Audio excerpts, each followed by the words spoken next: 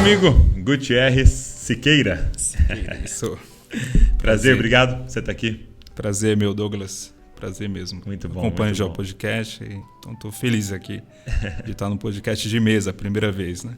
O Bibo me mandou mensagem e falou: cara, você quer um cara bom, um cara top para levar aí no seu podcast? Tá aqui o contato. Ele mandou do Gutierrez. E aí eu já conhecia você das redes sociais. Aí a Val também, minha esposa, acompanha, conhecia. E aí ela falou: não, muito legal, vamos trazer ele aí. Que bom que deu certo. Tô feliz. O Gutierrez trouxe vários livros aqui, depois eu quero mostrar para vocês, mas assim, o principal tema associado ao seu nome, né, é a questão da teologia pentecostal. Como é que você definiria, para quem está nos ouvindo, o pentecostal? O pentecostal, você tem uma definição teológica e histórica, né? Histórica tem a ver com o avivamento da Rua Azusa, que ocorreu em 1906. É o fato principal. É o fato ali que inaugura o chamado movimento pentecostal moderno, né? Acontece em 1906 em Los Angeles. Então, a partir dali, o pentecostalismo é espalhado para o mundo todo. Então, as igrejas e os grupos vinculados, seja direto ou indiretamente a esse avivamento, são conhecidos como pentecostais, né? E tem uma definição teológica, que são os cristãos que têm uma ênfase no chamado batismo no Espírito Santo, que tem um entendimento que esse batismo é um revestimento de poder para o testemunho público do Evangelho. Então tem muito a ver essa ligação de um enchimento especial do Espírito para a evangelização, para a missão, né? Aí tem a questão se esse enchimento vai ser evidenciado por línguas ou não. Os próprios pentecostais têm aí esse debate, né? Tem essa divergência. Embora a maioria crê que a evidência inicial é o falar em línguas, mas o batismo no Espírito Santo é o ponto principal na questão teológica do que seria um pentecostal. Porque nada mais é do que um cristão convencional que crê em qualquer outra doutrina cristã, mas que tem esse ponto diferente aí. Porque, historicamente, o batismo no Espírito Santo é uma expressão que nasce na teologia metodista, e os metodistas entendiam lá no século XVIII, basicamente, que era uma experiência de santificação, né? Aí no século XIX... Isso lá com John Wesley, não? Com John Wesley, mas os primeiros seguidores de John Wesley que dão essa ênfase mais do que o próprio Wesley, né? E aí, a partir do século XIX, que começa a mudar essa chave entre o chamado avivalismo americano, de que esse batismo é um poder para o testemunho público do Evangelho, né? Então, aí, século XIX, o final do século XIX, nasce o pentecostalismo, já dando a ênfase, né, que, além de ser um revestimento de poder, ele é evidenciado por línguas, né? Então, esse foi o fato que inaugurou o pentecostalismo moderno. A gente fala sempre do avivamento da Rua Azusa, em 1906, mas a gente pode voltar um pouco antes, em 1901, na Escola Bíblica Bethel, que era uma escola... numa cidade pequena chamada Topeka, no Kansas, que começou essa discussão, primeiramente uma discussão de sala de aula, de qual seria a evidência desse batismo. E aí, quando eles chegaram à conclusão que era o falar em línguas, a partir de Atos, eles começaram a buscar na prática, né, em oração, até que a primeira aluna é batizada e começa a falar em línguas, Agnes Osman. Ela já tinha uns 32 anos na época, e ela foi batizada no dia 1º de janeiro de 1901, primeiro dia do século XX. Então, eu acho isso sempre curioso, porque o século XX é tido como o século do Espírito Santo, né? Porque, de fato, na igreja cristã, a gente vê que a ênfase ao Espírito Santo voltou graças ao pentecostalismo no século XX, e esse século se inaugura com esse fato, né? Com esse evento, mas ele só vai se espalhar mesmo pelo mundo todo a partir de Azusa, em 1906. Legal. Você foi um cara assim, que leu bastante, estudou bastante sobre o avivamento da Rua Azusa? Sim. Assim, eu me converti, eu era adolescente, eu tinha 12 anos em 2001. 11 para 12 anos. Mas logo em 2006, houve o centenário da Rua Azusa, né? Foi ali que despertou o meu interesse. É mesmo? Assim, Muita coisa foi lançada, muitos artigos, livros, aí e você eu mergulhei. Tinha quantos anos? Eu me converti em 2001, 2006? 12... tinha uns 15, 16 anos por aí. E aí você começou a ler sobre, pegou os materiais. Você chegou a ir lá alguma vez? Não, ainda não. Eu fui perto, fui em San Diego, mas não deu para ir em Los Angeles. Mas quero ir ainda, quero fazer esse passeio. Muito legal. Mas eu sempre tive essa curiosidade, porque quando eu entrei na igreja evangélica, né, cresci como todo brasileiro, como um católico nominal ali, como uma família... uma tradição, né? Sem um vínculo certo com a igreja. Mas ao entrar na igreja eu queria entender o porquê das coisas, né? Por que eu era pentecostal? Por que eu era da Assembleia de Deus? Por que a Assembleia de Deus era diferente da Igreja Batista, né? Aí nessa busca que eu me encontrei com o pentecostalismo, tanto na prática, né? Mas também na teoria, né? Na busca da teologia. Então é algo que eu tenho prazer mesmo de estudar e venho estudando. Posso dizer que desde 2006, com certa disciplina, é um tema que eu sempre gosto de trabalhar e de ler. Por que nós, quando a gente pensa em teologia e pensa no teólogo, talvez venha muito mais em mente o teólogo reformado do que um teólogo pentecostal? Mas enquanto eu penso em um cristão, em um crente, eu tenho muito mais crentes pentecostais e muito menos crentes reformados. Sim. Por que você acha que isso acontece? É uma questão histórica, né? Porque o pentecostalismo no início ele não teve uma ênfase na teologia, isso é fato. Algumas lideranças importantes, inclusive, do pentecostalismo, como Charles Fox Parham, eram anti-intelectuais. Eles batiam muito no ensino, né? No ensino formal. Não no ensino da igreja. Isso nunca foi um problema no pentecostalismo. Aquele ensino do tipo escola dominical. Isso sempre foi presente nas igrejas pentecostais. O que se era contra era a ideia de seminários, como uma espécie de fábrica de pastores. Era até uma expressão muito usada, né? Então tem esse lado mesmo histórico do anti-intelectualismo, que não foi presente em todos os primeiros líderes. O próprio William Seymour, que é o grande nome do avivamento da Rua Azusa, ele tinha preocupações teológicas e mais acadêmicas do que os demais daquela época. Inclusive, na igreja dele, que foi a igreja da missão apostólica, havia até um catecismo, né? Uma coisa assim que normalmente está ligada a igrejas episcopais, algumas igrejas reformadas, né? Então havia naquela igreja essa preocupação de, desde o início ali, a criança precisava ter acesso à doutrina, né? Então é bem interessante ver que... Mas assim, isso não pegou de maneira geral, né? E aí o pentecostalismo ficou, de fato, na sua primeira geração, com uma resistência ao ensino teológico mais formal. Como se isso atrapalhasse a questão da experiência... Da espiritualidade, né? Isso infelizmente aconteceu tanto nos Estados Unidos como aqui. Outro fato, e aí olhando mais para o Brasil, é que o pentecostalismo que veio para o Brasil foi um pentecostalismo mais influenciado pela Europa, né? Eles passaram pelos Estados Unidos, os missionários, mas a grande sustentadora do início, especialmente da Assembleia de Deus, foi a Suécia. E eram batistas que conheceram o pentecostalismo, mas eram batistas de uma tradição pietista. E o de um pietismo escandinavo, que era diferente do pietismo alemão. O pietismo alemão ele era mais intelectualizado. O pietismo escandinavo não. Era mais ligado às pessoas, inclusive, mais pobres. A igreja batista, naquela época, na Suécia, era uma igreja quase que ilegal, porque a igreja luterana era a igreja oficial, né? Então, os batistas eles eram perseguidos, inclusive, pelos luteranos. Uma coisa assim, a gente olha hoje, né? Meio surreal. Exato.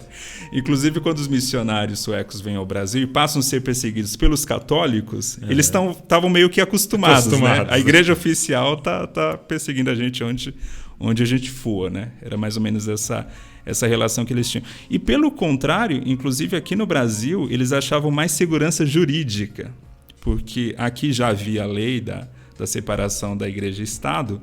E se você ler a biografia do Gunnar Wingre e do Daniel Berg, que foram fundadores da Assembleia de Deus, é muito comum a história que eles foram num vilarejo, numa cidade, começaram a evangelizar, aí veio a perseguição motivada normalmente por um padre, e aí eles recorreram a um delegado.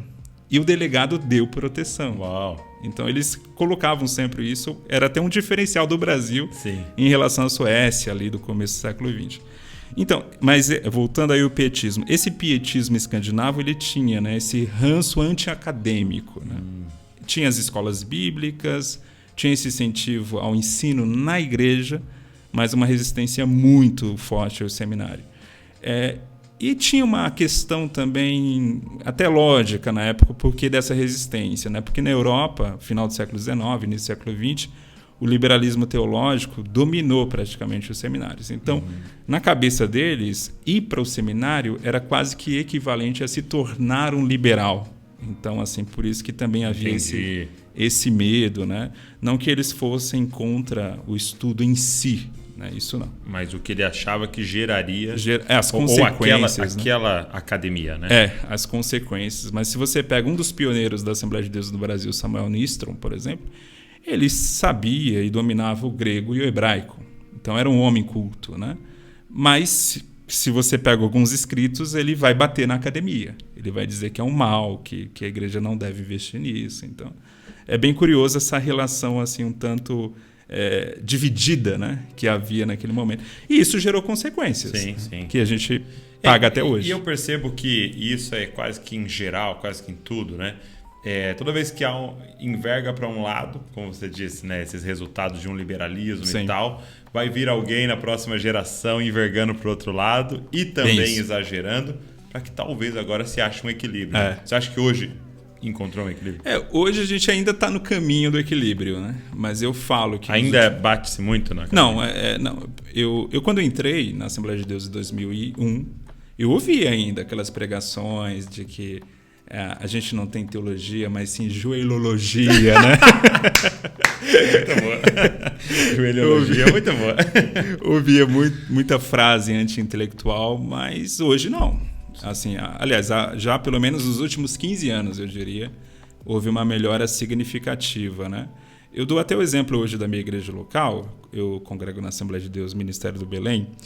E na minha igreja local, por exemplo, um dos pastores está fazendo doutorado em psicologia na USP, por exemplo. A gente tem membro ali do grupo de jovens que está fazendo doutorado. É porque a gente está muito próximo da USP, então a gente acaba tendo muita gente assim. Está fazendo doutorado em biologia, está fazendo doutorado em filosofia, né? Então, e você já vê essa influência, inclusive nas pregações, uma qualidade melhor de pregação do que havia antigamente, né? Então, assim, está mudando, né? É claro, ainda é um longo caminho a ser percorrido, mas eu posso dizer que eu vi essa transformação acontecendo, né, nesses últimos 20 anos. Dessa história. Né? Graças a Deus, porque é algo que eu vejo que não é só aqui em São Paulo, não é focado em algumas igrejas, é bem geral mesmo. Tenho viajado aí, tenho pregado em várias assembleias e eu tenho visto essa melhora, inclusive até na formatação de eventos, que antigamente só tinha eventos de congressos de jovens, né? Que se esperava um fervor, aquela coisa toda. E agora está tendo escolas bíblicas, né? Escola bíblica de jovens, de adolescentes. Então, voltado à reflexão mesmo, a estudar, a uma pregação expositiva, né? Então, vem mudando, né? Isso é claro. Legal. Alguém que chegou hoje vai dizer, não estou vendo mudança ainda. Calma, olha para trás, né? Tenha um tempo de caminhada ali que você vai perceber essa mudança, né? Que legal. Eu vi que nesse livro aqui, Revestidos de Poder, você colocou que é uma introdução à teologia pentecostal. Já nesse último que você lançou, que por sinal muito bonito, muito bacana, lançado pela Thomas Nelson, né? Autoridade Bíblica e Experiência no Espírito, você colocou que é uma contribuição da hermenêutica pentecostal carismática. Isso. Qual é a diferença de um pentecostal para um carismático? Primeiramente, é uma diferença histórica, né? Porque, como eu falei lá no início, o pentecostalismo tem a ver com o avivamento da Rua Azusa, então são as igrejas que derivam, direta ou indiretamente, desse avivamento. E aí, no Brasil, a gente tem a Assembleia de Deus, a gente tem a Congregação Cristã do Brasil, a própria Igreja do Evangelho Quadrangular, numa segunda fase, né? Porque ela vem um pouco distante aí no tempo em relação a essas duas primeiras. Mas o movimento carismático, o que ele é? Ele é um movimento pentecostal em igrejas históricas. Porque no avivamento da Rua Azusa, as denominações históricas tiveram resistência ao pentecostalismo. Ok. Batistas, presbiterianos, metodistas, todos foram críticos àquele movimento. E aí, o pentecostalismo só foi adentrar com força nessas igrejas na década de 60. Então, há isso que nós chamamos de movimento carismático. Mas, em questões teológicas, é bem próximo. Assim. Também se acredita num batismo no Espírito Santo para ser testemunhal. Embora não haja uma ênfase tão grande no falar em línguas como evidência inicial, alguns sim, outros não. Por exemplo, se você pega o Ernesto Tonini, que é um grande nome do movimento carismático brasileiro. Ele era um pastor batista de Perdizes, que foi batizado no Espírito Santo na biblioteca. E ele fala que era o motivo de orgulho que ele tinha, né? E Deus o batizou ali e mandou ele dar os livros ainda, né? Depois ele comprou e montou de novo. Então, uma história linda. Vale a pena, quem estiver ouvindo, depois buscar a história dele. Até em vídeos tem. E o Ernesto Tonini, ele era uma pessoa que defendia o batismo no modelo bem tradicional do pentecostalismo, que é evidenciado pelo falar em línguas, fazia aquela leitura tradicional de Atos, como os pentecostais clássicos faziam. Mas ele continuou sendo batista, né? Depois ele fundou a Igreja Batista, me fugiu o nome agora da igreja, mas fica na Vila Mariana, a Igreja Batista, me fugiu, mas é uma Igreja Batista renovada, né? Uhum. E depois funda a Convenção Batista Nacional, que tem essa pegada pentecostal, digamos assim, né? Mas na prática, pentecostais e carismáticos têm uma diferença mais de origem do que de questões doutrinárias, né, em si. Muito bom. E você, na sua visão hoje, assim, depois desses anos, você falou que desde os 14, né? Você está estudando. Você crê no batismo com o Espírito como uma evidência ou não? A questão das línguas é uma questão bem complexa. Porque, por que é complexa? Porque, assim, parece simplista a afirmação pentecostal, né? O falar em línguas é evidência do batismo e tal. Vocês só estão se baseando em Atos. Não é bem assim, né? Tem toda uma questão hermenêutica por trás. Primeiro, tem um padrão... Você vai ter que tomar uma decisão hermenêutica de interpretação. Isso, né? Você tem um pressuposto que você tem que aceitar antes, digamos assim. Né? de fazer a afirmação. Antes de fazer a afirmação. Eu tenho que fazer uma resposta um pouquinho mais longa aqui, né? Se você pega, por exemplo, no Antigo Testamento, você tem alguns episódios de enchimento do Espírito Santo. Okay. Tem um coletivo em Números 11, onde os 70 anciãos que estão do lado de Moisés recebem o Espírito que estava sobre Moisés e Deus distribui sobre os 70 anciãos. E o texto é muito claro que diz o seguinte: quando o Espírito os enche, eles começam a profetizar. A mesma coisa acontece com Saul, no capítulo 10 de 1 Samuel. Ele também recebe o Espírito Santo e diz o texto que ele começa a profetizar. Muitos hebraístas entendem aí que esse verbo usado, que é o verbo profetizar no hebraico, mas que ali seria o equivalente a um falar em línguas. Por quê? O texto não diz o conteúdo dessa profecia, primeiro ponto. O texto não menciona que foi uma mensagem. Tá?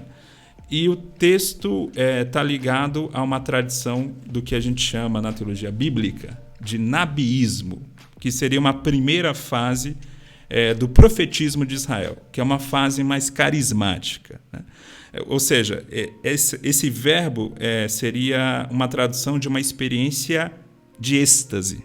Uau. Então, assim, eles receberam o Espírito Santo e tiveram um movimento, inclusive corporal, que as pessoas olharam e eles foram objetos aí do enchimento do Espírito de Deus, né? Então, era uma identificação, inclusive, visual. Interessante. Visual e audível também, né? Então, assim, você tem esse padrão já no Antigo Testamento.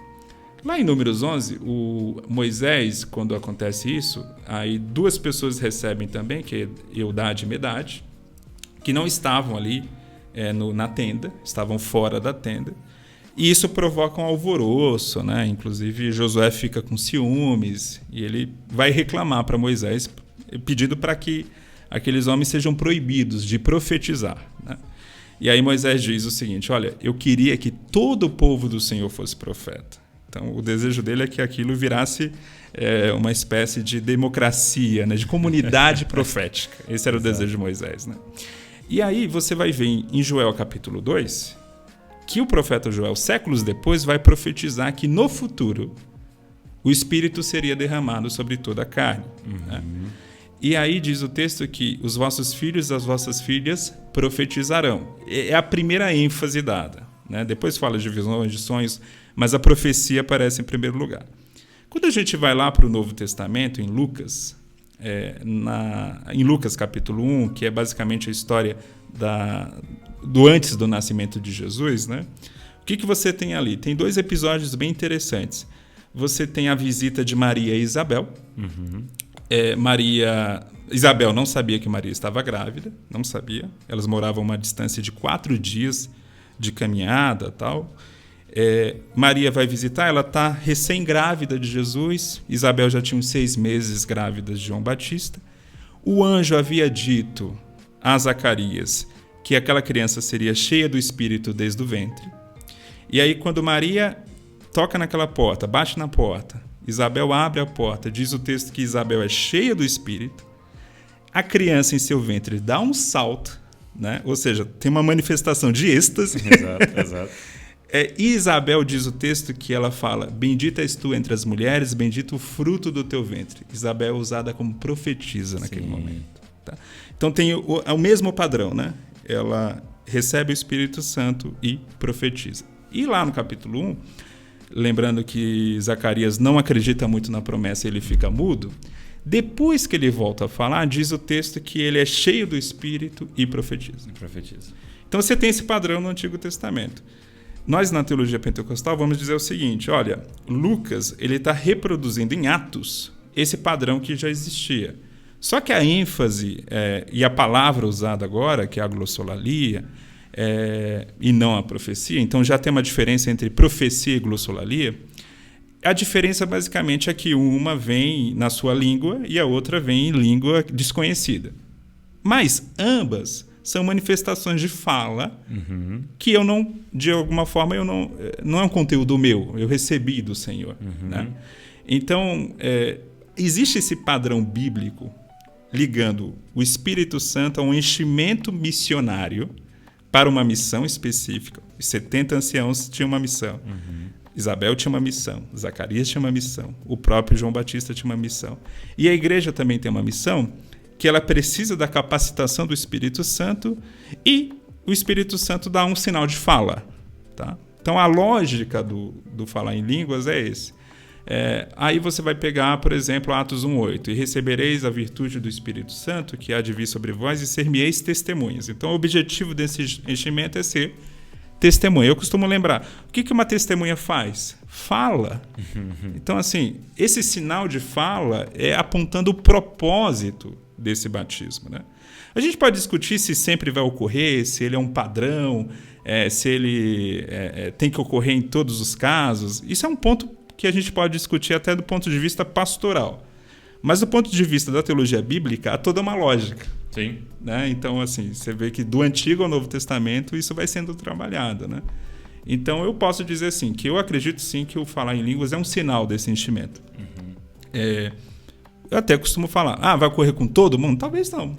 Assim, toda regra tem exceção, talvez alguém experimente esse enchimento para o testemunho e não tenha a experiência do falar, mas eu diria que é o esperado, sabe? É um padrão que a gente enxerga no texto. Tá? Entendi. E eu já li alguns comentaristas ou teólogos dizendo que não era possível fazer uma análise como essa, uma doutrina como essa, em narrativas. Pois é. Por que eles dizem isso? Isso era uma ideia bem popular no meio tradicional que vem sendo desfeita, graças a Deus. Mas até a década de 70, 80, era muito comum em manual de teologia, essa ideia de hermenêutica especialmente, que você só podia construir teologia a partir das cartas paulinas, de Sim. textos mais objetivos, mais transparentes, digamos assim, e não através de narrativa. Só que isso sempre foi uma falácia. Por quê? Se você pega a doutrina da queda, por exemplo, que tem uma implicação na teologia cristã total, né? A nossa base antropológica, né? Ela depende da história, da narrativa da queda. Ok. Então, assim, A igreja cristã sempre fez teologia a partir da narrativa. Sempre fez. 66% das escrituras é narrativa. Entre 66% a 70% da Bíblia pode ser considerado narrativos, então é bastante coisa. Uma outra doutrina importante para o cristianismo, inferno, por exemplo. O inferno, embora ele não seja retratado diretamente em narrativas, ele está em textos narrativos. As afirmações de Jesus estão em textos narrativos, que são os evangelhos. Paulo não fala do inferno, né? Quem fala é Jesus. Então, assim, a nossa base sobre essa doutrina são as narrativas dos evangelhos, né? Então, várias doutrinas cristãs têm base em narrativas. É claro que nem toda narrativa vai servir para construir uma doutrina. Existe algum tipo de padrão que você deve observar. Porque né? Por exemplo, você pode pensar que talvez se arrumar alguém alto que é seu inimigo, pegue uma pedra e taque na testa dele. Né? Então... Ou então que a minha sombra vai passar a curar as pessoas. Sim, né? Uma narrativa sobre um fato. Ali é um fato que é registrado no Evangelho que não é repetido, só ocorreu naquele momento, né? E ainda vinculado ao ministério apostólico. Sim. Então, assim, você tem algumas questões ali que você vê que aquilo não foi escrito para ser repetido. Sim. Né? Mas aí, os pentecostais, com razão, vão dizer que o falar em línguas, por exemplo, ou mesmo a profecia, ou mesmo esse enchimento do Espírito, ele é muito repetido. Há uma repetição, né? E é uma repetição bem organizada. Em que sentido? Você pega ali Atos, por exemplo, vai ocorrer o enchimento do Espírito entre os 120, primeiramente, que são basicamente judeus. Depois vai ocorrer em Atos 10, com a família de Cornélio, família pagã ou gentílica, e depois entre os samaritanos. Então, assim, você tem um padrão... Vou pegar 3 grupos. 3 grupos que você vai vendo que isso foi pensado, sabe? Certamente o Lucas ele tinha informação de vários outros eventos que ocorreram. Ele escolheu 3. Ele teve que escolher alguns, e ele escolheu com propósitos teológicos. Então, a narrativa tem propósitos teológicos. Né? Quem quebrou essa ideia não foram nem os pentecostais, foi a teologia bíblica. Lá na década de 60, especialmente, quando se começou a trabalhar a chamada crítica da redação e crítica das formas, especialmente a crítica da redação, que começou a se entender qual era o pano de fundo teológico de Marcos, de Mateus, de João e de Lucas ao escrever os evangelhos. Por que eles organizaram daquela forma e não de outra? Né? Por exemplo, você vai ter um episódio em que Jesus entra na sinagoga e lê o profeta Isaías. E lê lá que o Espírito do Senhor está sobre mim para evangelizar os pobres e tal. Esse episódio está em Lucas capítulo 4 e está em Marcos capítulo 6. Na ordem de Lucas, vem primeiro do que na ordem de Marcos, na ordem cronológica. Por quê? Porque os evangelhos não estão escritos em ordem cronológica. Basicamente, só o começo e o final estão. Só o nascimento e a morte. Mas o meio ali, a ordem vai sendo escolhida pelo evangelista conforme os propósitos teológicos que eles tinham. Então, por que Lucas põe esse evento primeiro do que Marcos? Sendo que a base dele é Marcos. Né? O bem consenso, claro, né? Ele está usando Marcos. O consenso que ele usou Marcos. Né? Por que ele muda essa ordem? Porque se você pegar o capítulo 3, Jesus recebe o Espírito Santo no momento que ele é batizado nas águas, né? O Espírito Santo repousa sobre ele, diz o texto, como uma forma corpórea de pomba, como, né? Ou seja, é uma visão ali, é algo que não é exatamente aquilo, mas parece aquilo. Né? E aí tem a confirmação de Deus Pai, dizendo, tu és o meu filho amado em quem eu tenho prazer. Depois diz o texto, capítulo 4, que Jesus vai ao deserto guiado pelo Espírito, o Espírito que o leva. Ele sai do deserto, diz o texto, cheio do Espírito. E quando ele sai do deserto, cheio do Espírito, ele vai à sinagoga e lê o profeta Isaías, dizendo que o Espírito do Senhor está sobre ele para evangelizar. Né? Então, você vê que Lucas organizou tudo isso para mostrar que o início do ministério de Jesus depende do Espírito. Uau. Então, assim, Jesus só inaugura o seu ministério público a partir do fato que ele é um homem cheio do Espírito. Né? Então, assim... E você vê de novo um padrão, né? Do Espírito ligado a uma missão. A uma missão, isso mesmo. Anúncio. Inclusive, tem um teólogo pentecostal muito bom, que é o Robert Menzies, que ele chama a atenção nisso. Né? Se você lê Lucas, o Espírito nunca está associado à santificação, à transformação de caráter. ele sempre está associado a essa questão de vocação, de missão. Tá? Quem vai trabalhar o Espírito e a santificação e a salvação, João, e a santificação, Paulo. Sim. Né? Então você tem no Novo Testamento uma chamada pneumatologia, que é a doutrina do Espírito Santo, ou a teologia do Espírito Santo, diferenciada. Cada autor tem uma ênfase diferente. Né? Quando eu falo isso, tem gente que se espanta como se eu estivesse falando que um está concorrendo com o outro. Não. Quando a gente vai ler o todo... É um corpo, né? É um corpo, é complementar. Né? Foi feito para ler o todo. Né? Isso. E aí a gente lê o todo, a gente tem uma visão geral sobre o Espírito Santo. Só que se você for fiel a cada autor, você vai ver que cada autor teve uma ênfase diferente. E a ênfase de Lucas é o Espírito ligado à vocação, sim, ao chamado, à missão. Enquanto que Paulo também fala disso, inclusive ele que trata dos dons espirituais, mas a maior ênfase de Paulo é a ligação do Espírito com o caráter, com a transformação interior. A santificação. A santificação. Mas a minha questão, e até seria a minha próxima pergunta para você, o pentecostal entende o batismo com o Espírito Santo como uma segunda experiência. Né? Sim. Então, você recebe o Espírito para a salvação. É diferente da conversão, né? E você se converte, nasce de novo, e aqui você tem um revestir, esse batismo, então, apontando para uma missão, apontando para o poder, os dons, por exemplo, servem para o testemunho, para a edificação da igreja. Então, seriam 2 eventos? Pois é. Essa é uma questão que eu julgo complicada. Eu não gosto. Quando o teólogo fala, pois é. Eu não gosto da expressão segunda bênção. Ok. Que nasce no contexto, inclusive, metodista, para designar o batismo no Espírito Santo como essa experiência de santificação, no caso deles, né? E depois alguns pentecostais adotam essa expressão para referir ou se referir ao batismo no Espírito Santo. Por que eu não gosto da expressão? E eu não estou sozinho nessa, outros teólogos pentecostais rejeitam também. Porque dá a falsa ideia de que o batismo no Espírito Santo é equivalente à salvação, em importância na vida. Tá? Então, assim, primeiro eu recebo a salvação, que é uma primeira fase da minha vida, e depois eu sou batizado no Espírito e isso abre uma segunda fase. Não, vamos rejeitar essa ideia.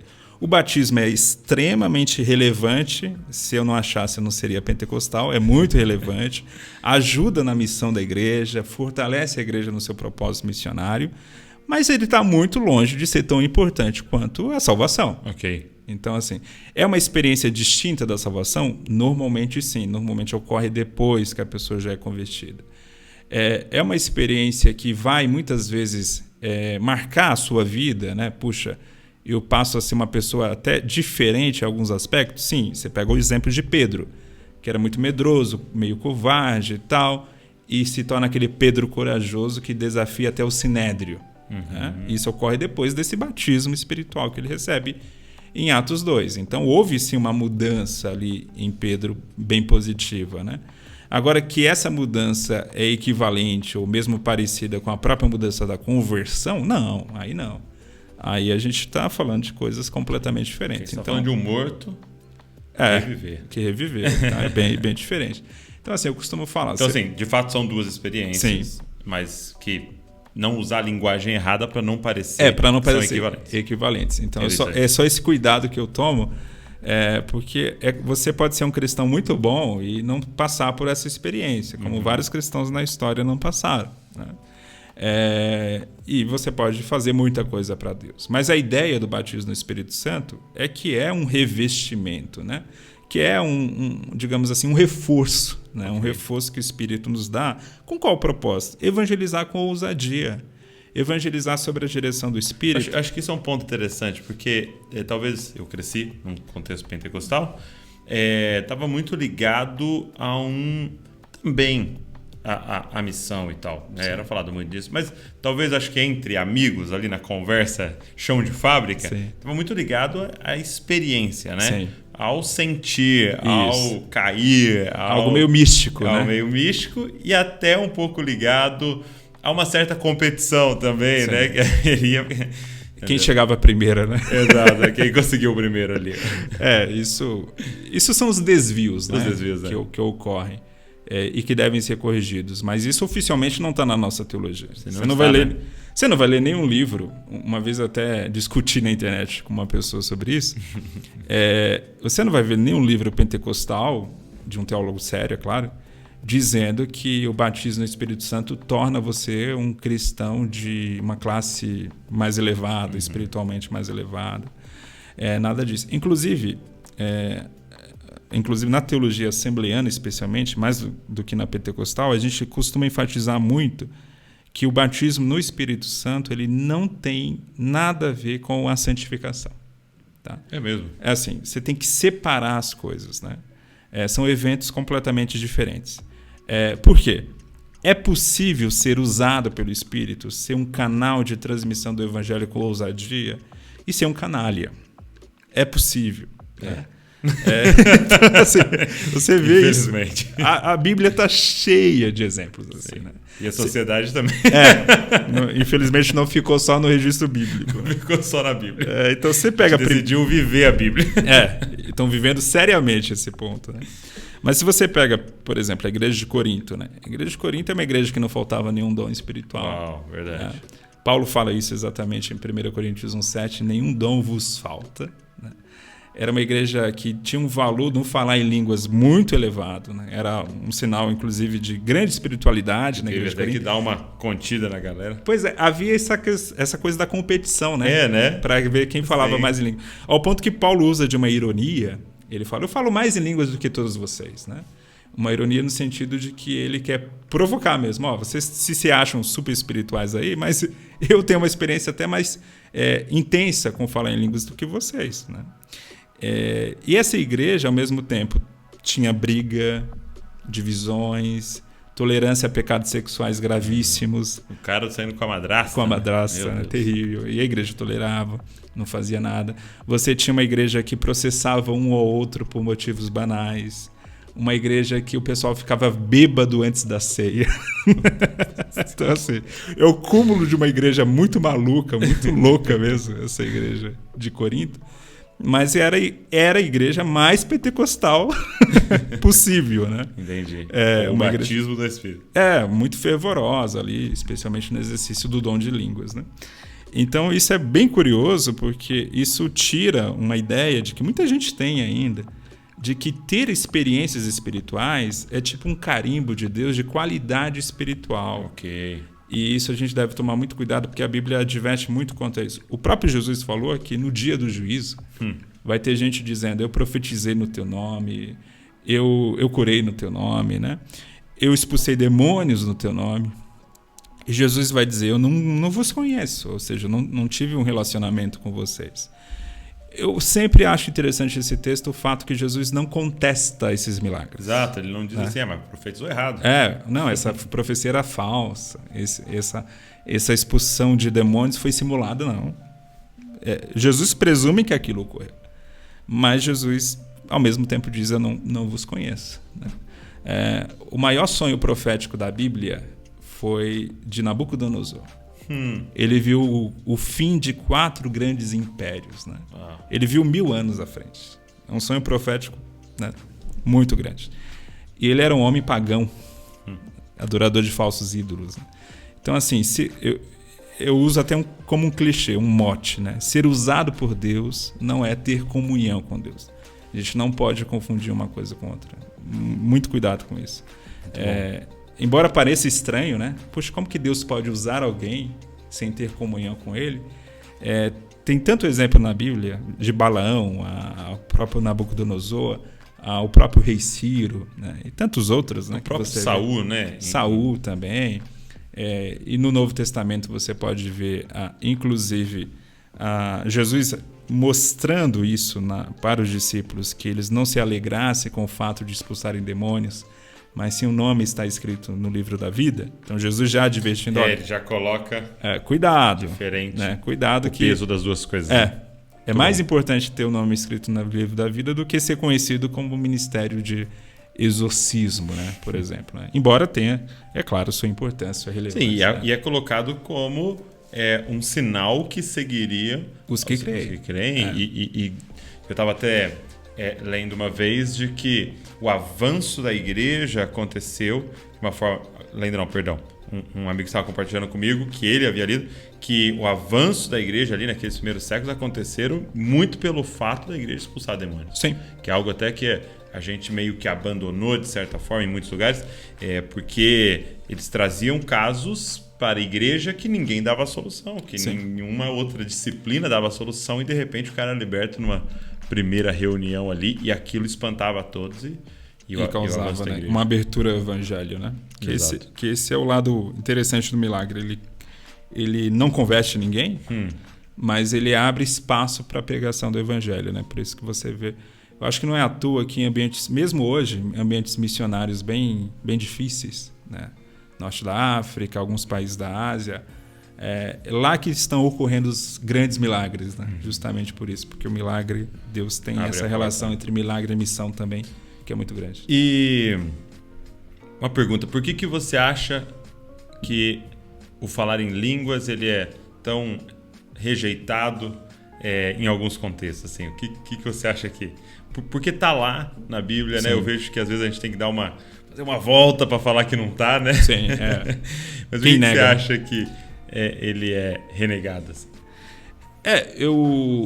Justamente por ser um sinal muito, muito claro, né? Isso torna... Porque isso, de alguma forma, Douglas, quebrou a própria liturgia protestante, né?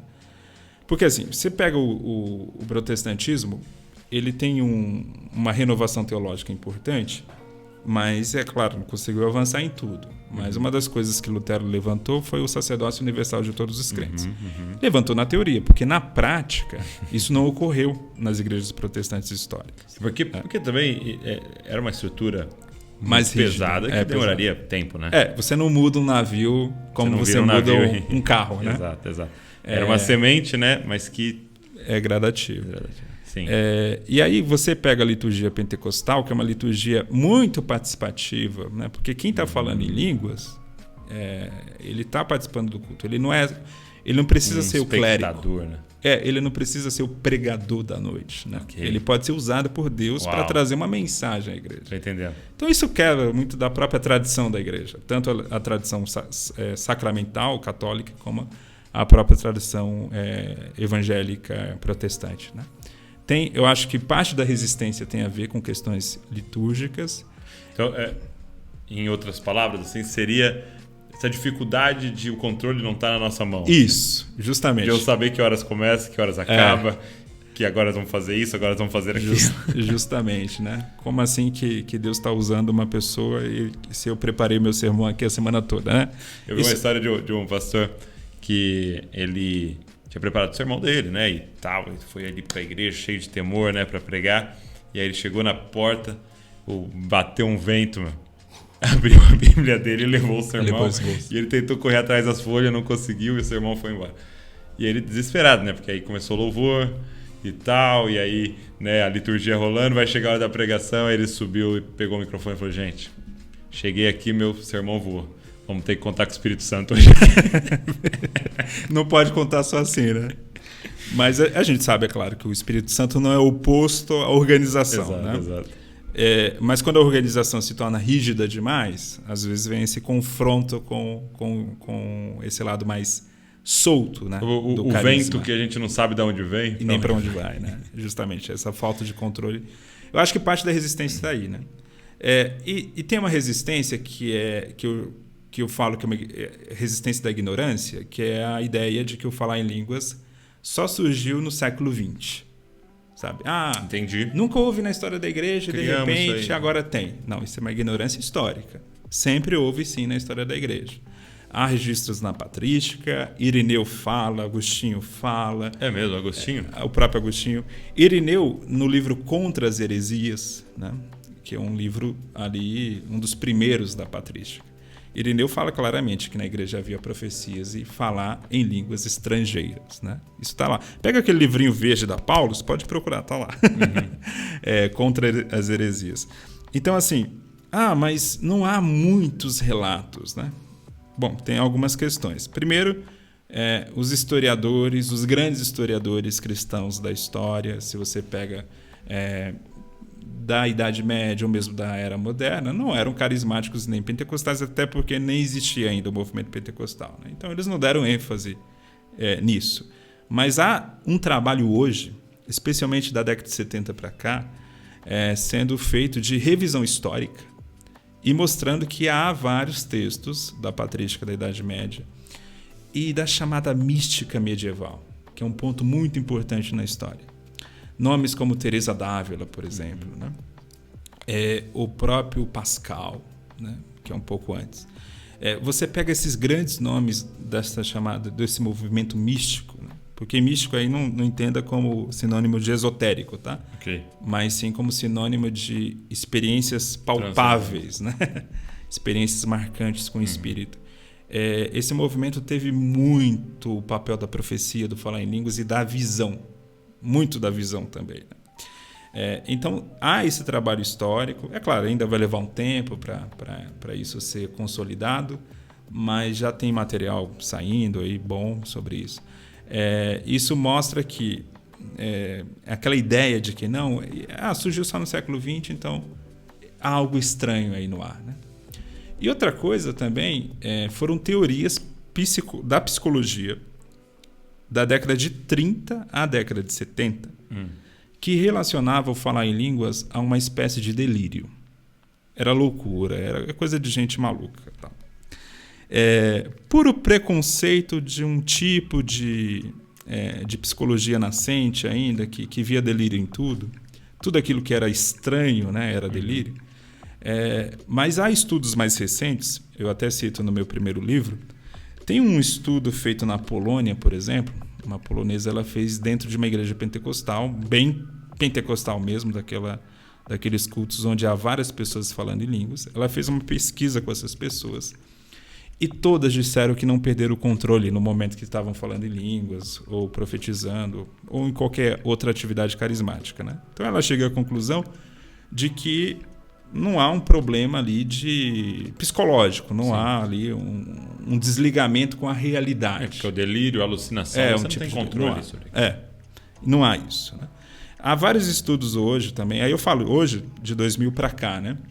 Há um estudo canadense que foi feito, que é bem interessante, que avaliou a saúde mental dos pentecostais, né? E concluiu que a saúde mental dos pentecostais está acima da média da população. Então, assim, não é um problema de loucura. Então, parte desse preconceito da academia, né, que hoje, graças a Deus, já passou também, já não há tanto, há um resquício ou outro. Mas é um resquício, inclusive, de um preconceito antirreligioso, de maneira geral, que hoje vem passando. Havia essa resistência, né, ao falar em línguas, né? Ou é coisa de gente maluca, ou gente que não conhece a história da igreja, ou é meramente uma expressão que parece um bebê falando, uma criança falando, né? E não é bem assim, né? Eu sou uma pessoa da área de comunicação, eu sei o que é uma linguagem normal e uma linguagem que é meramente um balbuciar de bebê, né?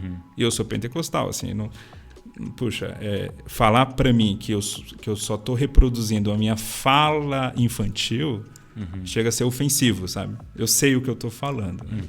Muito bom, muito bom. Esses pontos que você levantou fazem muito sentido. Na ocasião que o Bibo, né, me mandou mensagem, ele falou assim, leva o Gutierrez e tal. Ele me falou sobre um ponto, né, que ele falou para eu abordar aqui. Então, Bibo, que é o ponto... Culpa dele.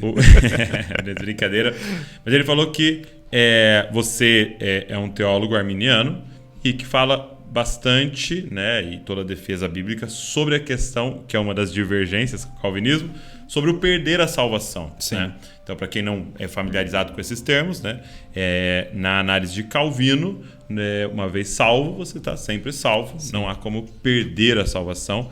Na análise de Armínio, sim, é possível você perder a salvação. Há controvérsias. Há controvérsias? Me explica então um pouco disso aí. Os estudiosos de Armínio não chegaram ainda a uma conclusão se ele defendia ou não a perda da salvação. Ele é um tanto ambíguo quanto a isso.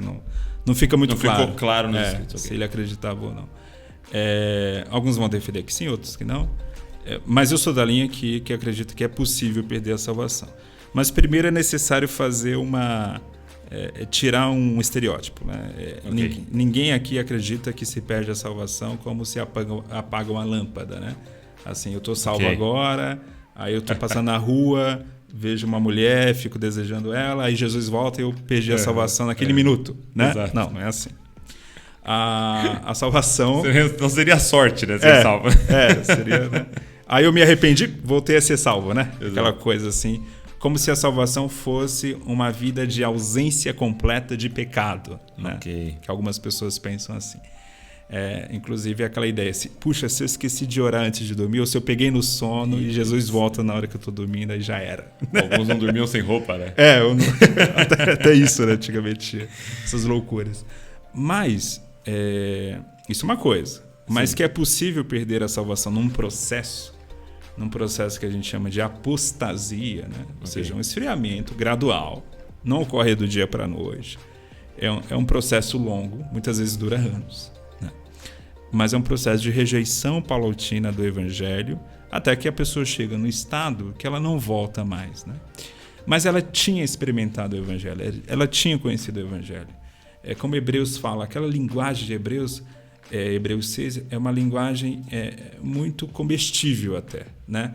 É uma linguagem de que eu estou consumindo aquela salvação. Eu estou sendo participante do reino de Deus, das bênçãos celestiais, mas acabo perdendo isso num processo, tá? Então, de fato, eu acredito na perda que é possível perder, mas sempre nesse processo longo de apostasia, e que normalmente quem chega no estado de apostasia mesmo, o próprio apóstolo João vai dizer, né? Nem adianta orar por essa pessoa, porque ela não vai voltar. E quais são textos assim que você destacaria que apresentam isso pra gente? Porque você tem... Sim. Vou dar um, por exemplo, né, que é usado um argumento de que você nasceu de novo, você é um filho de Deus. Sim. Então, um argumento bem simplista, né? De não tem como eu ser um ex-filho, né? Sim. Eu perder aquele posto agora de filho. E muitos argumentos são não, aquele que se apostatou, na verdade ele nunca foi salvo, né? Porque ele na verdade nunca teve encontro com Deus, que a evidência é a santidade e se manter em santidade, né? Quais são textos que você destacaria assim, que apresenta pra gente? O texto principal é Hebreus 6, né? Porque assim, na minha visão, quem defende à luz de Hebreus 6 que ali não está falando de pessoas que experimentaram a salvação, precisa fazer muito marabelismo teológico, muito hermenêutico, né? Porque o texto é muito claro. É um texto epistolar, então é um texto mais objetivo. Ele não está usando ali o texto em si não é uma narrativa ou uma grande metáfora, embora haja metáfora nele, não. Então o texto é muito claro que aquelas pessoas experimentaram da salvação, experimentaram da glória de Deus. Tá? Então, assim, para mim é um texto muito claro. Mas os textos que Jesus fala que ele não vai lançar fora, que Deus, né, não abandona. Da parte de Deus, não. Assim, da parte de Deus, a gente sempre vai ter a garantia da salvação. Agora, assim, Deus, ele dá liberdade ao homem porque Deus ama o homem. Para mim, a liberdade é um conceito que está ligado ao amor. Porque Deus não pode me obrigar a amá-lo ou permanecer com ele, digamos assim, justamente porque ele me ama.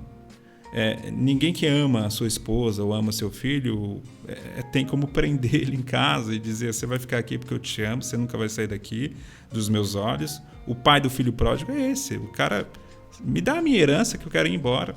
O pai dá e ele vai, mas o pai está ali na porta.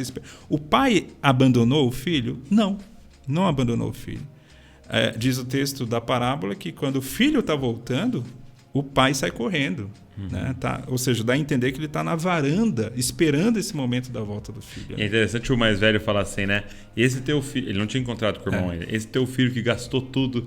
Ou seja, ele sabia o que o irmão mais velho estava fazendo, provavelmente o pai sabia, o irmão mais novo estava fazendo, provavelmente o pai nunca tirou os olhos dele, né? Sim. Sabia tudo o que estava acontecendo lá. Né? E chega ali imundo, né?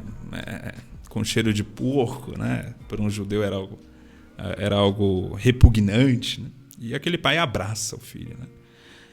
Então, assim, essa ideia de que Deus, de fato, sempre vai garantir a sua permanência nessa relação, nessa aliança, Deus nunca vai quebrar essa aliança. Então você está dizendo que, na ótica, olhando pelo lado de Deus, você não vai perder sua salvação. Ele não vai perder. Porque se dependesse só de Deus, digamos assim, como assim depende do homem? Não é que o homem... Isso é um conceito que eu acho importante esclarecer. Quando nós arminianos falamos no livre-arbítrio, não é que o homem tem capacidade de escolher a Deus. Não, o homem não tem capacidade. Ele está morto espiritualmente. Tá? Então, toda vez que o homem se chega a Deus, é porque Deus o ajudou nesse processo a se chegar. Okay. Então, Deus se apresenta primeiro. Né? É a graça dele. É aquilo que a gente chama de graça preveniente. Né? A diferença é que a gente acredita que Deus derrama dessa graça para todos, né? Especialmente por meio da pregação do Evangelho.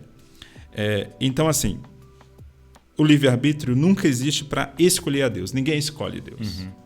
Mas o livre-arbítrio existe para rejeitar a Deus, para resistir a Deus.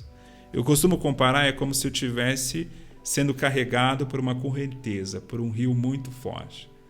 Se eu não estou fazendo nada e o rio está me levando, essa é a graça de Deus. Estou ali no fluxo do rio. Okay. Agora, se eu me apego a um pedaço de madeira, a uma pedra, e fico me segurando, dizendo o rio não vai me levar, Deus também não vai me impedir de me segurar aquela pedra ou aquele toco. E eu vou ficar ali me segurando e perdendo o fluxo do rio, resistindo à graça, ao fluir. Então, o livre-arbítrio é uma tragédia. Em que sentido? Porque ele é só usado para rejeitar a Deus e nunca para escolher a Deus. Né? Então, é nesse sentido que eu acredito que alguém pode perder a salvação ao ponto dela chegar e dizer, não quero Deus, eu não quero saber de Deus, Deus não faz mais diferença na minha vida, eu não vejo sentido na crença em Deus, por exemplo. E eu até costumo falar, Douglas, que a própria ideia de inferno é uma ideia do amor de Deus, né? Porque o inferno é o espaço da plena liberdade. É o espaço da ausência completa de Deus. Deus não está ali. Não há nenhum freio de Deus, não há nenhuma presença dele. Então, ali é o espaço onde eu posso ser o meu completo eu. Né? Eu posso ser o meu máximo do egoísmo, eu posso ser o máximo do meu orgulho, da minha vaidade, porque ali não haverá nenhum freio da graça, não há nenhuma graça preveniente atuando ali. Por isso que é o inferno. Por isso que é um pouco do que ele está falando em Romanos 1? Sim. Os entregou. Isso mesmo. Eu acho que é uma boa imagem. Assim. Os entregou às próprias paixões. Né?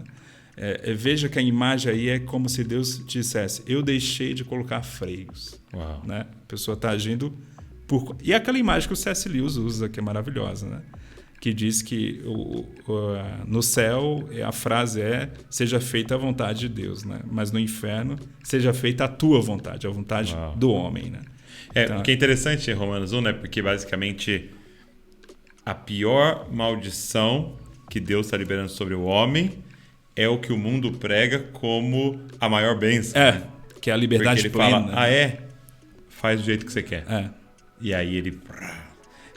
tira o freio, né? E eu até coloco Romanos 1 como uma forma de ler sempre a ideia da ira de Deus na Bíblia. Porque se você prestar bem atenção, especialmente nos profetas, a ira de Deus é justamente isso. Por exemplo, uma nação como a Babilônia vai e escraviza Israel. O que Deus fez ali? Deus não impediu que a Babilônia fizesse isso, né? E não impediu porque Israel queria viver também na sua plena liberdade de pecar. Né? Então, assim, a falta de freio passa a ser para tudo. Né? Então, essa é a manifestação. O juízo de Deus seria entregar. Entregar, né? É justamente isso. Então, se existe isso, é porque existe a possibilidade do homem resistir a essa graça, sabe? Senão, não faria sentido tantos textos na Bíblia nos advertindo a permanecer. Permaneça, né? Fique firme, ou seja, dando a ideia que a caminhada cristã é uma caminhada que ela tem um início ali de regeneração, de santificação, mas é uma caminhada que precisa ser terminada, tem um término nela. E é claro que essa caminhada sempre vai ser sobre a graça de Deus, sobre esse fluxo do rio da graça, o Senhor me levando. Desde que eu não me segure em nenhum pedaço de pedra. E de que maneira, porque a grande crítica, né, a teologia arminiana Mas isso não seria uma salvação por obras, né? Não seria uma obra minha, não teria um mérito meu em chegar até o fim. Como é que você vê isso? Não há mérito porque não há mérito naquele que recebe um presente. Não há mérito naquele que não faz nada e deixa que o fluxo o leve, né? Eu não faço nada de extraordinário ao deixar que o fluxo do rio me leve, né? Eu não estou fazendo nada. Eu gosto de usar essa analogia porque ela dá a ideia da dependência, né? É o fluxo que está me levando, tá? É o fluxo do rio, da graça do Senhor. É o Espírito Santo que está me conduzindo. Agora, se eu me seguro numa pedra, sim, há uma ação ali, uma ação humana. Mas é uma ação que não vai levar à salvação. Pelo contrário, vai levar à rejeição de Deus. Então, quando eu falo que o homem tem sim uma ação, um livre-arbítrio para agir, mas essa ação tem a ver com a rejeição do Senhor. Então, assim, existe obra, assim, mas então, para você vai o mal. para o inferno por mérito seu. Por mérito seu. É isso mesmo. Por mérito seu. Vai poder bater no peito e falar. Isso mesmo. Até não seria estranho a gente ter uma frase na porta do inferno, como o Dante colocou, né? Deixar aqui toda esperança vós quem traz. Uma frase do tipo, né? Aqui é o lugar do mérito. Aqui é o lugar de quem pode, de quem conquista, de quem faz, né? E aí, essas são as frases motivacionais para ir para o inferno, né? Mas eu não vejo a ação do homem simplesmente em se deixar levar pelo rio de Deus, sabe? Que ação o homem está fazendo? Nenhum. Entendi. Muito bom. E deixa eu te fazer uma pergunta. Nesse livro, né, que você até trouxe para mim, me presenteou, estou muito feliz. Autoridade Bíblica e Experiência no Espírito. Como é que você vê a relação? Porque quando a gente fala da palavra hermenêutica, geralmente a gente não está associado ao pentecostalismo ou à experiência com o Espírito, vamos dizer assim, né? Porque a gente está falando de abrir, pegar o marca-texto, pegar as referências e estudar, né? Como é que você faz essa correlação, você com o Kenner aqui, faz essa correlação da experiência no Espírito e o estudo bíblico? Você sabe que isso gerou polêmica até entre os pentecostais, né? Para que falar numa hermenêutica pentecostal? A gente não tem uma hermenêutica só? Não é bem assim.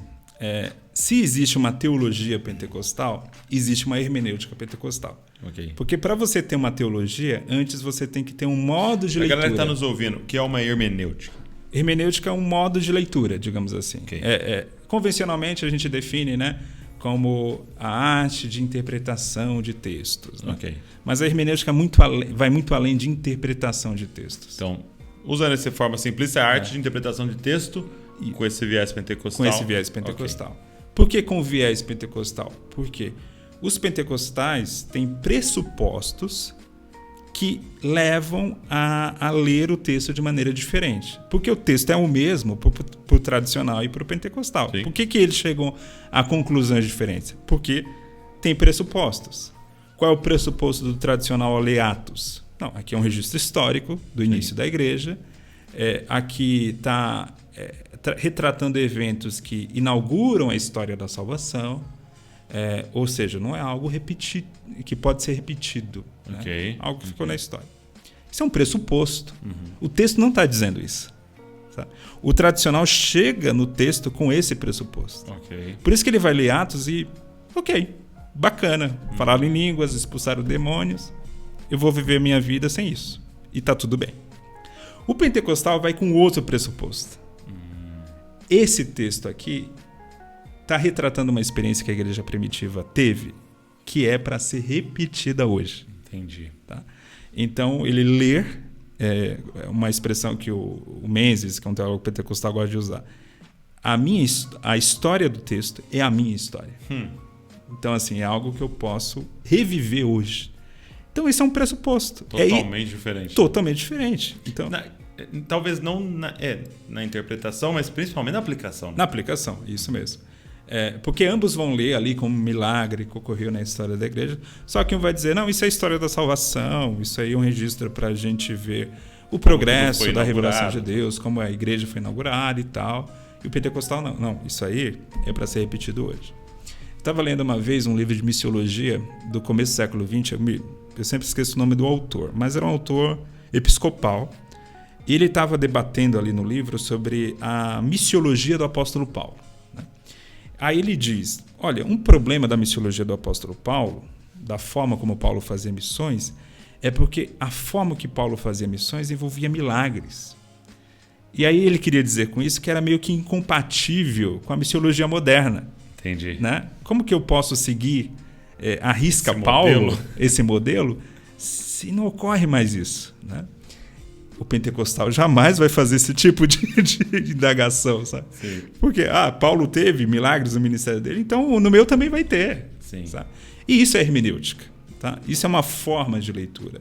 Isso é um pressuposto que alimenta. É por isso que a teologia acaba sendo diferente, mesmo com o mesmo texto. Né? Entendi. E isso tem tudo a ver com a experiência. Por isso que a gente... também eu preciso sempre colocar os poréns, né? Ok. Eu não estou afirmando aqui que a experiência está acima da Bíblia ou que a experiência ela seja mais importante do que o texto. Não. A experiência sempre está submetida ao texto, é claro. Exato. Né? Isso é um princípio protestante que os pentecostais, desde o início, afirmam. A diferença é que, de fato, a gente vai valorizar muito a experiência. Por quê? Porque a experiência ela qualifica a leitura. Tá? Que sentido? Vou dar um exemplo pessoal. Certa vez eu tive uma experiência com o Espírito muito marcante na minha vida, que eu tive a sensação que eu não estava na Terra, sabe? Foi tão forte assim, eu estava na Terra, eu estava na igreja, estava ali de joelhos na igreja, mas foi algo tão forte, mas tão forte, que a minha sensação de espaço, ela se perdeu, sabe? Quando eu chego para ler 2 Coríntios capítulo 12, que o apóstolo Paulo fala, havia um homem que teve uma experiência ali com o Espírito, que se estava no corpo ou fora do corpo, eu não sei. Quando eu leio esse texto hoje, eu posso dizer, entendo o que você passou. Entende? Então, a experiência, ela me ajuda a entender o texto de maneira mais qualificada, digamos assim, porque aquela experiência me vivificou a forma como eu leio o texto. Uma coisa era o Gutierrez lendo antes esse texto. Pô, interessante e tal, né? Mas como que é isso? Outra coisa é alguém que passou por isso. Entendi. Né? Então, tô te cortando. Seria como o brasileiro assistindo um filme brasileiro? Sim, justamente, né? Um americano assistindo um filme americano. Você deu um ótimo exemplo, porque eu fui para os Estados Unidos a primeira vez e eu tinha, 21 anos. Então eu tinha assistido muito filme americano antes, né? Aí quando eu fui, estava lá pisando naquela terra e vendo, eu passei a ver o filme de outra forma. Exato. Justamente pela experiência que eu tive de ter visitado os Estados Unidos. Entendi. Então é nesse sentido sim, tá? E tem até, por exemplo, você pega a igreja pentecostal na China. Quem fala isso, volta a citar aqui o Robert Menzies, ele foi missionário na China, ele fala isso. Na China, quando ele fala, eu levo pentecostais americanos num culto chinês, eles ficam um tanto incrédulos, não acreditam nos testemunhos dos chineses, porque é só testemunho de grandes milagres, maravilhas, grandes operações. Aí o Menzies chama a atenção. É porque o chinês do interior, pobre, perseguido pelo Estado, ele está vivendo uma experiência muito mais próxima da igreja primitiva do que um ocidental. Então, assim, ele vê lá Pedro sendo perseguido, Paulo, e ao mesmo tempo que a perseguição está ocorrendo, milagres extraordinários estão ocorrendo, assim, essa história é a minha história. Uau. Né? Isso é diferente, muito diferente de um ocidental porque mesmo os pentecostais ocidentais, isso já vem ocorrendo no Brasil também, eles não são assim mais tão pentecostais como esses irmãos no norte da África e na Ásia são hoje. São pentecostais, né? Mais Nutella. Mais Nutella, e isso é um processo natural da história, né? Sim. As coisas... vai ser sempre assim, infelizmente. Depois vai vir um outro avivamento e tal, e a gente volta a ser como antes. Mas uma questão que eu sempre costumo falar, por que não há tanta cura divina hoje como havia antigamente, né? É uma pergunta que o pessoal se faz por várias razões. Alguém vai dizer, porque ora menos. Verdade. Né? Se busca menos. Verdade. Mas também se tem acesso a uma saúde melhor. Tá? Eu leio a biografia do Gunnar Wingre, o camarada chegava no interior do Amazonas, em 1910, 11, 12, na segunda década do século XX, um lugar que só tinha malária, doenças terríveis. E aí não tinha hospital, não tinha farmácia, não tinha nada. Ou seja, ou você ora ou a pessoa morre, né? Então é claro que nesse ambiente vai ocorrer mais milagres. Por quê? Porque as pessoas vão buscar mais. E a pessoa não consegue ver o divino em hoje eu e você aqui não temos malária. Sim, isso mesmo. Temos organizado as coisas, a sociedade estar organizada, que eu possa cuidar da minha saúde, Isso fazer um mesmo. exame. Às vezes a gente não consegue. Não lembro qual autor dizia, toda cura é divina. Sim, justamente. Seja por um remédio, Deus usou por sua graça comum, né, alguém para desenvolver, você para ter recurso para ali comprar, seja por um médico, um exame, uma cirurgia, Sim. né, também a mão de Deus. E também até o próprio avanço da medicina vai nos deixando mais despreocupados com essa busca, né? Exato. Então, assim, primeiro eu vou na farmácia, se a farmácia não resolve, eu vou no pronto-socorro, depois vou no hospital, né? E por aí vai. E quando chega no UTI... Quando você chega no pastor... É porque já está na UTI. Normalmente é isso. Pode orar por mim, você sabe que ele já tentou isso. tudo. Isso mesmo. Então tem esse lado, né? Sim, o próprio avanço. Tal, o depender de Deus, né?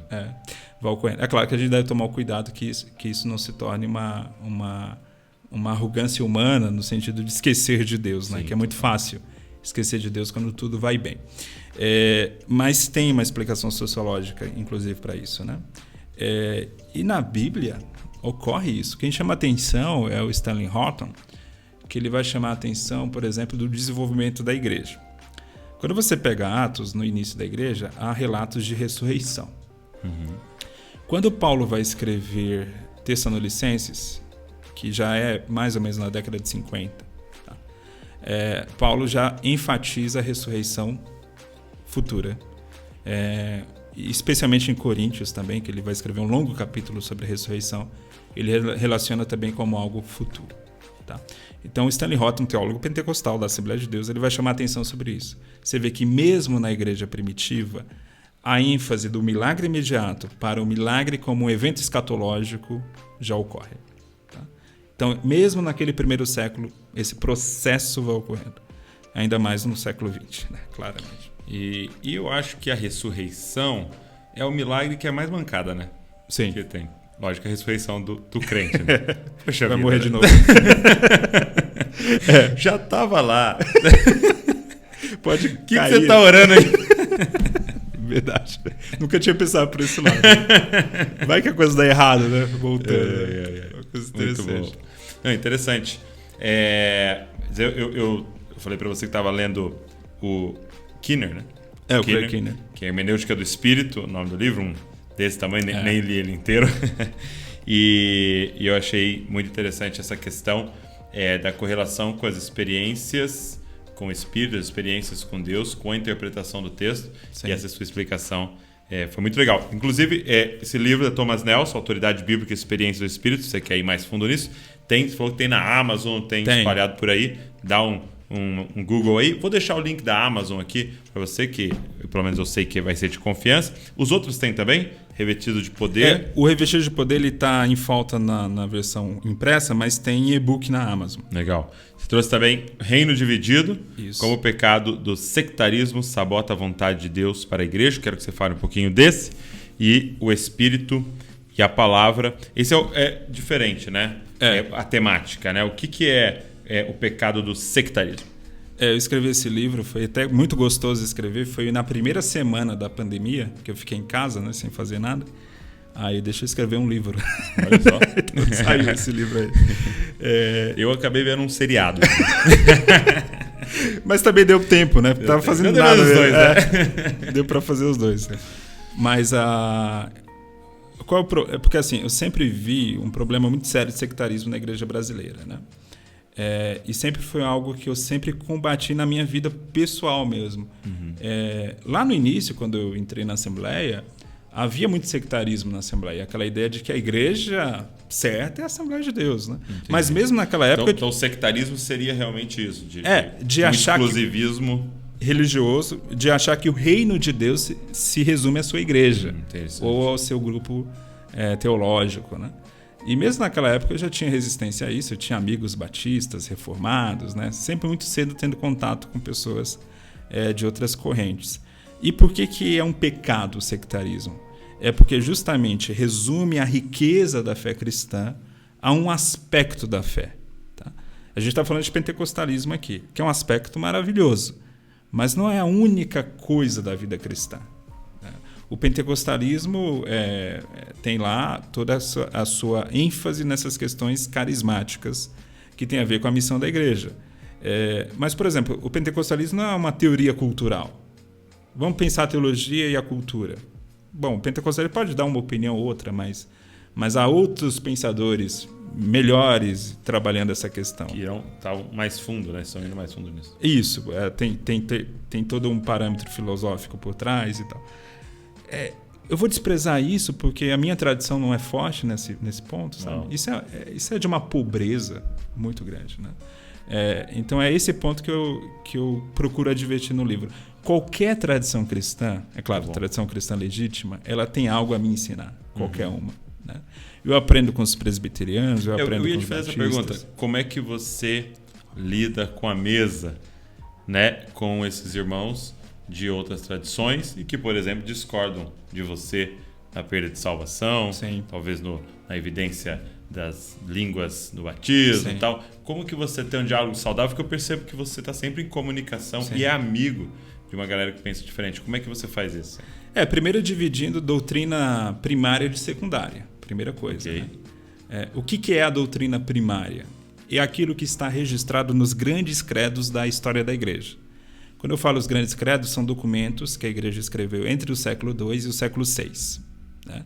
Credo apostólico, o credo niceno, o credo de Atanásio. Então, esses grandes credos formam o núcleo daquilo que o C.S. Lewis chama de o cristianismo puro e simples, o mero cristianismo. Então, esse núcleo é o que me une, né, a todos eles, ao presbiteriano, ao batista, ao anglicano, a todos eles. A gente comunga desse credo. Então, todo o restante é secundário. Okay. Inclusive, essas ênfases pentecostais. Que eu sou militante, eu escrevo sobre, eu incentivo as pessoas a adotarem essa visão, mas se não adotar, não vai deixar de ser meu amigo por isso. Não vai deixar de ser meu irmão por isso. Né? Que é mais importante ainda. Sim. Então, é separar isso. Então, quando a gente separa, puxa, eu sei o que é a doutrina central, que é a trindade, que é a divindade de Cristo, que Cristo vai voltar, que a Bíblia é a palavra de Deus, ou a Bíblia tem autoridade. Né? Isso é o central. Né? Agora, volta antes ou depois da tribulação? Isso é negociável, sabe? É interpretação. Interpretação, aí tem os pressupostos hermenêuticos, cada um vai trabalhando de uma forma diferente, mas assim, eu não vou entrar em crise por isso, né? A escatologia é até um assunto que tem muitas correntes. Sim, né? Eu estou lá. Se você for me ouvir na escola dominical ensinando, eu vou ensinar o que a Assembleia de Deus ensina. Né? Pré-milenismo, pré-tribulacionismo. Mas, Gutiérrez, e aí? E se Jesus voltar, aliás, depois da tribulação? Amém, eu quero estar preparado, sabe? Eu não vou morrer por esse assunto, porque não é assunto para se morrer por ele. Tenho que morrer de paixão e de amor, por Cristo, né? Pela salvação em Cristo. Então, o sectarismo é isso, é pegar um aspecto que é positivo, de uma tradição, porque aquilo que a gente vê, se fosse possível juntar numa igreja o melhor de todas as tradições, seria o melhor dos mundos. Mas isso só vai ocorrer no céu. Né? Enquanto a gente estiver na Terra, uma vai ser boa numa coisa, outra vai ser boa em outra. Né? Eu costumo ver isso muito, por exemplo. Eu acho maravilhosa a liturgia anglicana. Acho linda demais, muito bonita. Fui uma vez no culto anglicano e fiquei maravilhado. Aí eu fui ler o N.T. Wright, que fala que ele e os colegas anglicanos que cresceram nessa tradição, os que eles mais queriam é ir no culto carismático. Olha só. A grama do vizinho, né? Isso mesmo. Sempre a grama do vizinho é melhor. Então, se eu tivesse crescido naquela tradição episcopal, com aquele culto, né, cheio de parâmetros, eu provavelmente estaria com saudade de um culto pentecostal, né? De um culto mais simples e tal. Então, puxa, se eu posso visitar os dois, é tão bom, né? Porque aí eu pego o melhor dos dois. Tá? Isso é muito bom, isso é muito legal que você está falando, porque o que Paulo vai falar em Coríntios o problema não é, quando ele usa o exemplo do corpo, né? O problema não é vocês serem diferentes. Deus fez assim, Deus quer assim. A Bíblia não propõe, o Evangelho não propõe uma uniformidade, todos iguais, propõe uma unidade. Então o problema não é ser diferente, Paulo vai dizer, o problema é ser arrogante. Sim. Porque eu sou olfato, eu não preciso de você, orelhas, porque eu sou orelha, eu não preciso de você, boca. Não, cada um é uma parte desse corpo e nós precisamos uns dos outros, né? E sentar para ouvir o outro, isso é maravilhoso. E isso é muito legal, porque é a proposta do podcast, né? Sim. Eu tô assim, muito feliz em fazer o podcast porque ele, eu já falei algumas vezes aqui, ele difere um pouco. Às vezes o púlpito acaba nos afastando de certa maneira, porque eu vou ser enfático na minha visão, você vai ser enfático na sua visão, mas quando a gente senta à mesa e a gente olha no olho, e a gente tem uma conversa, a gente está na mesma altura aqui, a mesa, é um lugar de muita comunhão. Assim. Então tem sido legal poder permitir a galera sentar à mesa com diferentes pessoas que pensam diferente, interpretam algumas coisas diferentes, mas estão todas no mesmo propósito, no mesmo espírito, tendo o mesmo alvo no final. Né? Isso é muito legal. E isso, Douglas, não é falta de identidade. Né? A gente tem a nossa identidade, mas assim... ela está submetida, em primeiro lugar, à igreja como conceito geral, né? Então, mais importante do que a minha identidade teológica é a minha vinculação ao corpo. Sim. Então, é essa a ideia que eu tento passar nesse livro. E o sectarismo ele é um atraso não só à própria ideia de comunhão, mas é um atraso intelectual também. Porque se eu me limito à minha tradição, eu vou ser teologicamente muito limitado também. Porque a minha tradição não consegue abordar tudo bem.